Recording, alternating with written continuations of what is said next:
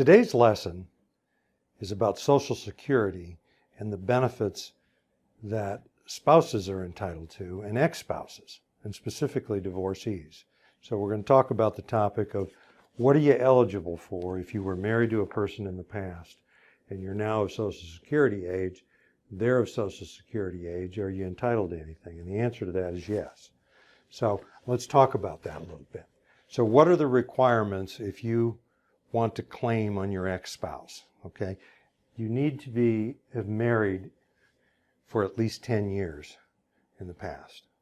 Not 9 years, not 7 years, but 10 years and a day or more.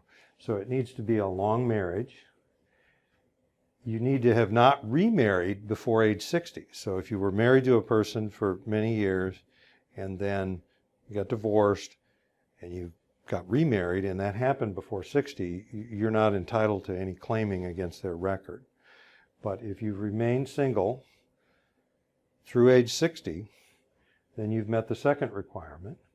And then the third requirement is your ex-spouse that you're claiming on needs to have started their benefit. So if they're delaying Social Security, if they were a little bit younger than you, even if they were a little bit older than you, they need to have started their benefit in order for you to be able to receive a benefit.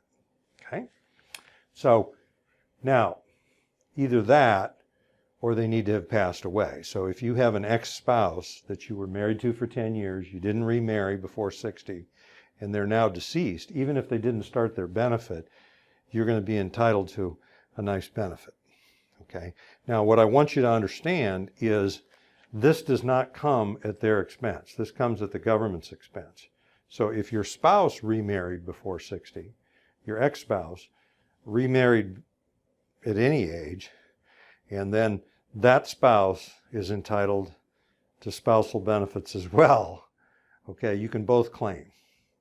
So, and it'll pay both benefits, and it's coming at no expense to them. So for those of you that are the primary earner that are looking at this, or there could be many of you that are not looking at this personally, but you have a brother or sister or somebody, it's almost impossible in day and time that you don't have somebody who's divorced that may apply to this situation on either side.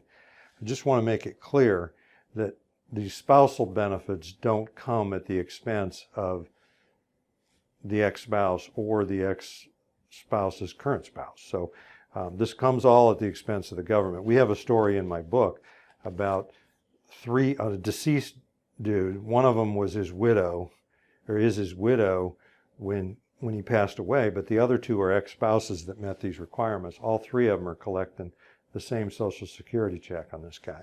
So in any case, your benefit is equal to, if he or she is living, the primary earner, your benefit is going to be 1/2 of the ex-spouse's benefit. That's a little bit of an oversimplification, but if he or she was entitled to $3,000 a month at 66 when they retired, then your benefit, if he or she is still living, is $1,500 a month as the ex-spouse at your full retirement. And then there's some factors around that. And then if your ex-spouse dies before you do, you're entitled to their full benefit. And again, that doesn't come at the expense of their spouse, their current spouse, if they've remarried.